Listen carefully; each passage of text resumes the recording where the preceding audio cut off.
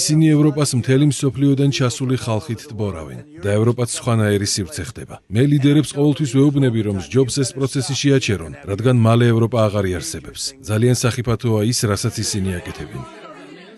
შეიძლება სიცხადისთვის ამაზე კომენტარი გავაკეთო. მიგრანტთა საკითხს გულისხმობ.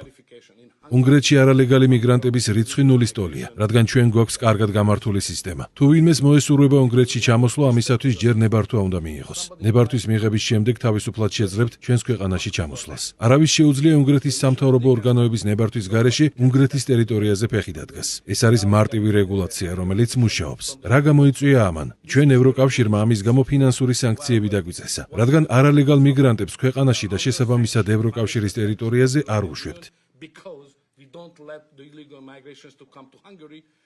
სწორედ ამიტომ ინფორმირებულები რომ იყოთ, ყოველდღე ჩვენ მილიონი ევროს გადახდა გვიწევს ჯარიმების სახით ბრიუსელის ბიუჯეტში. მხოლოდ და მხოლოდ იმიტომ, რომ არალეგალ მიგრანტებს არ ვიღებთ.